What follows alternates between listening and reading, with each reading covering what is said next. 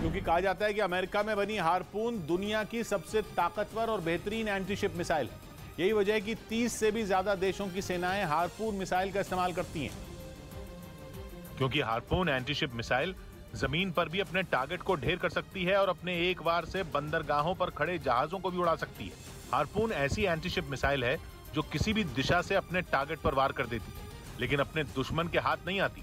Harpoon पानी के ठीक ऊपर उड़ती है, जिसकी वजह से उसके शिकार को उसकी भनक ही नहीं लगती। हार्पून मिसाइल की एक और खासियत यह है कि वो पानी के जहाज से भी लॉन्च हो सकती है, सबमरीन से भी, और तो और हवाई जहाज से भी। और ऐसी ताकतवर एंटीशिप मिसाइल अब यूक्रेन के पास आ चुकी है। असल में समंदर में रूस के पास काफी बढ़त है और यूक्रेन की नौसेना ही उसकी कमजोर कड़ी है। ऐसे में नेवी की ताकत वो हथियार है जो कि यूक्रेन को यह जंग जिता सकती है। यूक्रेन के लिए पानी में रूस को धूल चटाना कितना अहम है, इसका अंदाजा पिछले महीने लग भी चुका है। जब यूक्रेन ने दावा किया था कि उसकी नेपच्यून मिसाइल ने काला सागर में रूस के सबसे ताकतवर जंगी जहाज मॉस्कवा को डुबो दिया।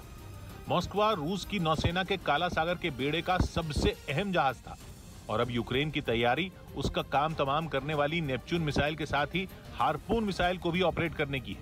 यानी यूक्रेन की नौसेना की ताकत दुगनी होने वाली है।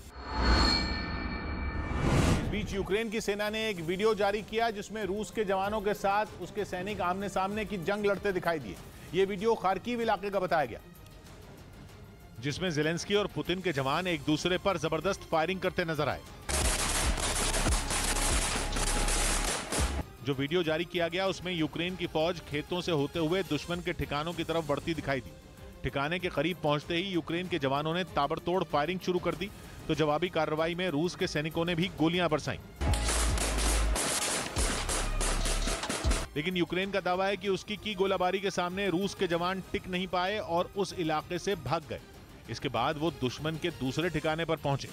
जेड निशान वाली गाड़ियों की वजह से वहां भी रूस के सैनिकों के छिपे होने का पता चल गया, जिसके बाद भीषण लड़ाई शुरू हो गई। यूक्रेन ने दूसरे ठिकाने पर रूस के एक जवान को मार गिराने का दावा किया। वहीं यूक्रेन की सेना ने एक वीडियो जारी किया जिसमें एक टैंक पर मिसाइल गिरती दिखी। ज़ेलेंस्की की फौज ने दावा किया कि उसने इस हमले में रूसी सेना के कई सैनिकों को मार गिराया। और जो वीडियो जारी किया गया उसमें एक टैंक जंगल के पास से गुजरता नजर आया। वहीं हवा को चीरती एक मिसाइल उसकी तरफ बढ़ती दिखाई दी। बताया गया कि यह मिसाइल यूक्रेन ने Schiff anti tank missile system से दागी थी। सामने आई तस्वीरों में मिसाइल जैसे ही टैंक पर गिरी तेज धमाका हुआ। विस्फोट इतना जोरदार था कि टैंक के परखचे उड़ गए। यही नहीं, दूर तक धुएं का गुबार छाया नजर आया। यूक्रेन की सेना ने दावा किया कि उसने इस हमले में न सिर्फ टैंक को तबाह किया बल्कि कई रूसी सैनिकों को भी उसने मार गिराने की बात कही। उधर यूक्रेन के राष्ट्रपति व्लादिमीर ज़ेलेंस्की ने जंग में तबाह हो चुके खार्किव शहर का दौरा किया और इस दौरान उन्होंने शहर के सुरक्षा प्रमुख को बर्खास्त कर दिया। आरोप है कि रूसी हमले के दौरान उस अधिकारी ने पुतिन की सेना को रोकने के लिए कोई ठोस कदम नहीं उठाया था। और दावा किया गया कि इसी वजह से रूसी सेना शहर में आसानी से न सिर्फ दाखिल हुई बल्कि उसने वहां जमकर तबाही भी मचाई थी। कब्जा जमाने के लिए रूस ने खार्किव पर मिसाइलों और बमों की बारिश कर दी थी, जिसकी वजह से बड़ी बड़ी इमारतें मलबे के ढेर में बदल गईं। यही नहीं, रूसी सेना ने ताकतवर टैंकों से इतने गोले बरसाए कि पूरा शहर ही खंडर में तब्दील हो गया। इसके बाद रूस ने शहर पर कब्जे का दावा किया, लेकिन उसके कुछ रोज बाद ही यूक्रेन ने शहर से रूसी सेना को खदेड़ने की बात कही थी। और अब जंग के 3 महीने बाद राष्ट्रपति ज़ेलेंस्की ने खार्किव का दौरा किया। जो वीडियो जारी किया गया उसमें वो एक बुलेट प्रूफ जैकेट पहनकर कुछ अधिकारियों के साथ बर्बाद हो चुके शहर को देखते नजर आए। इस दौरान वहां हर तरफ जली हुई इमारतें और मलबे का ढेर दिखाई दिया। सड़क के किनारे थोड़ी थोड़ी दूरी पर कई जली हुई गाड़ियां भी दिखी। बाद में ज़ेलेंस्की ने अधिकारियों के साथ बैठक की और इसी बैठक में उन्होंने शहर के सुरक्षा प्रमुख को निकाल दिया। इस बीच यूक्रेन की तरफ से यह दावा किया गया कि उसके सैनिकों ने भीषण लड़ाई के दौरान रूसी सेना के 2 और बड़े कमांडरों को मार गिराया। यह भी दावा किया गया कि 96 दिनों से जारी जंग के दौरान पुतिन की सेना के करीब 50 अधिकारी मारे जा चुके हैं। और यह सिलसिला थमने का नाम नहीं ले रहा। ऐसा इसलिए क्योंकि हर मोर्चे पर ज़ेलेंस्की के सैनिक रूसी सेना को करारा जवाब दे रहे हैं।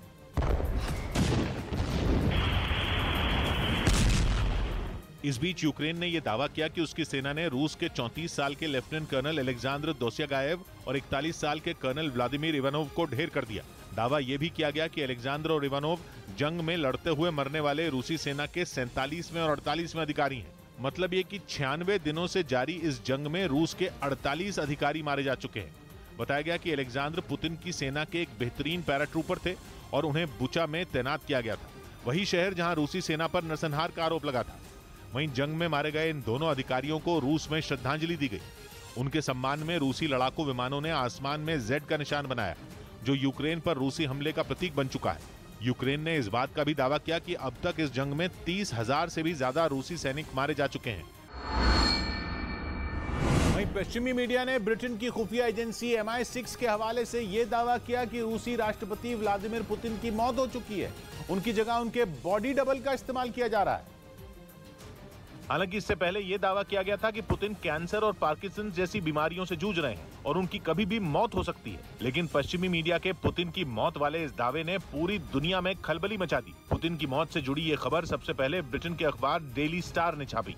अखबार ने ब्रिटेन की खुफिया एजेंसी MI6 के हवाले से यह दावा किया कि पुतिन की मौत हो चुकी है और रूस में सार्वजनिक जगहों पर दिखाई देने वाला आदमी उनका हमशक्ल है। विक्ट्री डे परेड में भी उनके बॉडी डबल का इस्तेमाल किया गया था। पश्चिमी मीडिया ने यह भी दावा किया कि पुतिन के करीबी उनकी मौत को छिपा रहे हैं, क्योंकि अगर ये खबर बाहर आ गई तो रूस में न सिर्फ तख्ता पलट होगा बल्कि रूसी सेना को यूक्रेन से वापस बुला लिया जाएगा। इसीलिए पुतिन को जिंदा बताया जा रहा है। इससे पहले भी पुतिन के बॉडी डबल के इस्तेमाल की बात सामने आई थी। उस वक्त ये दावा किया गया था कि यूक्रेन पर हमले की वजह से न सिर्फ पश्चिमी देश बल्कि रूस में भी उनकी हत्या की साजिश रची जा रही है और इसी डर से वो बॉडी डबल का इस्तेमाल करने लगे थे।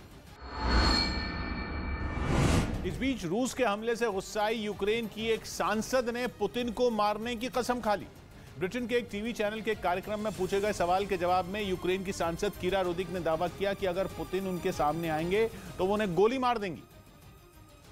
और ऐसा इसलिए क्योंकि वो यूक्रेन की तबाही के लिए पूरी तरह से पुतिन को ही जिम्मेदार मानती हैं। उन्होंने दावा किया कि 3 महीने पहले जब पुतिन की सेना ने उनके देश पर हमला किया, तभी उन्होंने खुद हथियार उठाकर पुतिन से बदला लेने की ठान ली थी।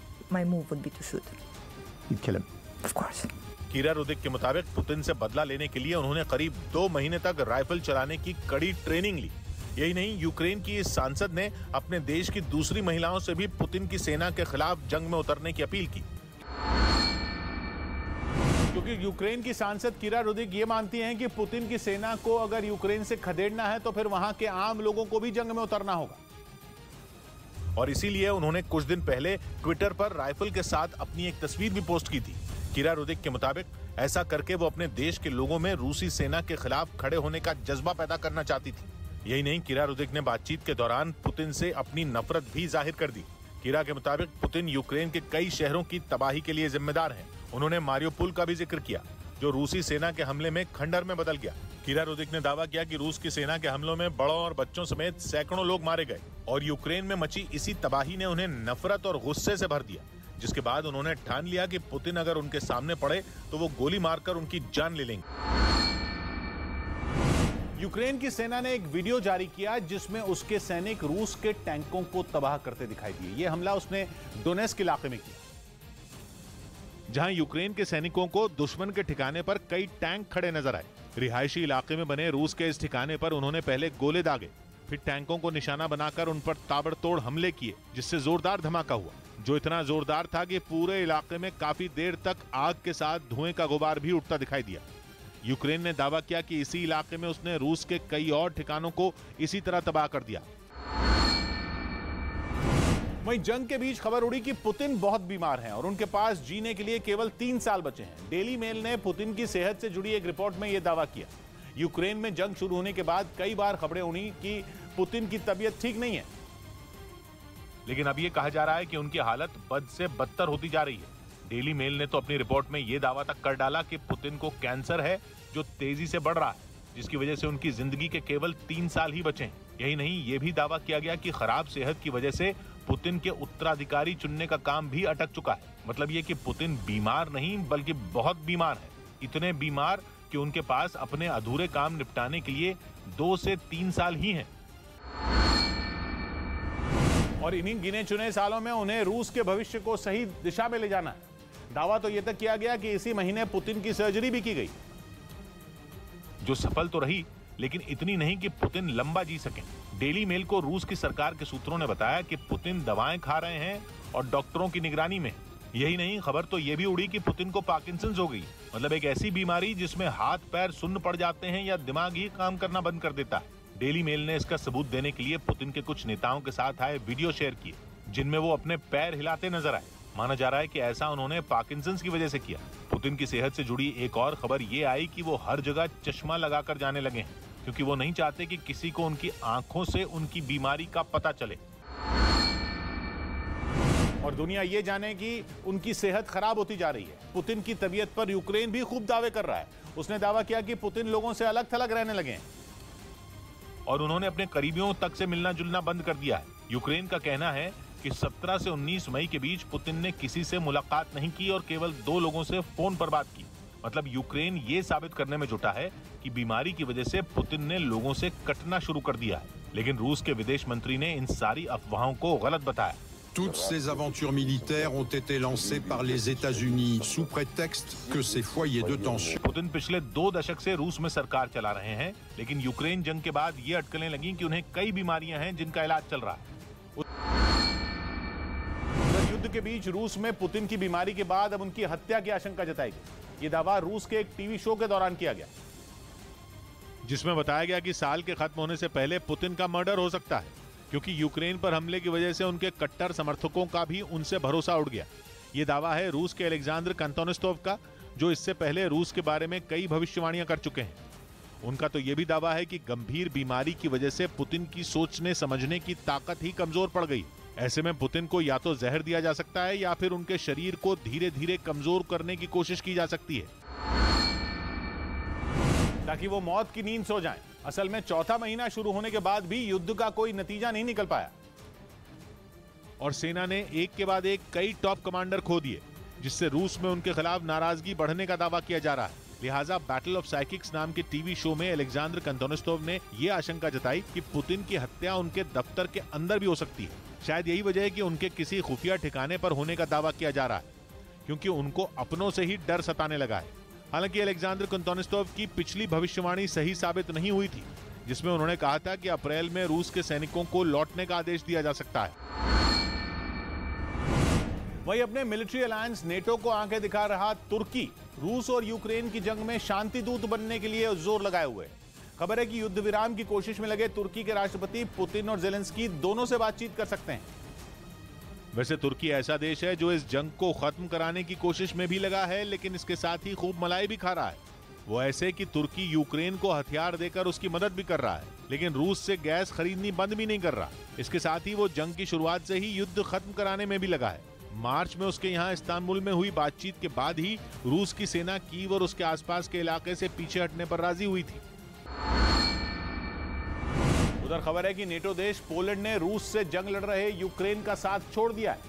ऐसा इसलिए क्योंकि उसने यूक्रेन को मुफ्त में ईंधन की सप्लाई करने से साफ इनकार कर दिया, जबकि जंग की शुरुआत से ही पोलैंड यूक्रेन के साथ खड़ा है। और नेटो के दूसरे देशों की तरह वो भी रूसी सेना को करारा जवाब देने के लिए उसे घातक और खतरनाक हथियारों की सप्लाई कर रहा है। कुछ रोज पहले ही पोलैंड ने यूक्रेन को T-72 Mi टैंकों की एक बड़ी खेप भेजी थी, जिनके साथ जेलेंस्की के सैनिकों ने युद्ध का अभ्यास भी किया था। इसका एक वीडियो भी जारी किया गया था, जिसमें यूक्रेन के सैनिक एक सुनसान इलाके में पोलैंड से मिले एक टैंक में तबाही मचाने वाले गोले भरते दिखाई दिए। इसके बाद उस टैंक को वहां से दूर ले जाया गया और फिर टारगेट पर निशाना साधकर गोला दाग दिया गया। टैंक से फायर होते ही गोले ने चंद सेकंड के अंदर ही अपने टारगेट को ध्वस्त कर दिया। इसके बाद वहां धुएं का गुबार उठता दिखा,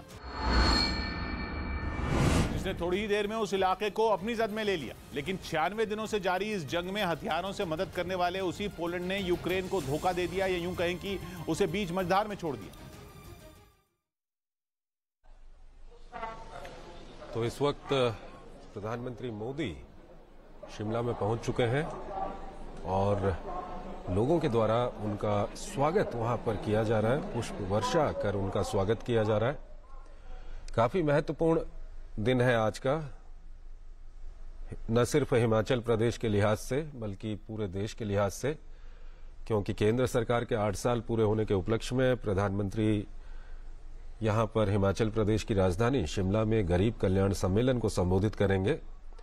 और यहाँ पर शिमला में भी तस्वीरें आपको दिखा रहे हैं शिमला से, जहां देश के प्रधानमंत्री पहुंचे हुए हैं और प्रधानमंत्री का ये कार्यक्रम शिमला में, जहां कई सौगातें देने वाले हैं। और आज ये भी कहा जा रहा है, आप देखिए प्रधानमंत्री के काफिले को देखते हुए जो लोग हैं वो उनका स्वागत कर रहे हैं। और जब भी प्रधानमंत्री कहीं पहुंचते हैं तो इसी तरीके की तस्वीरें निकलकर सामने आती है।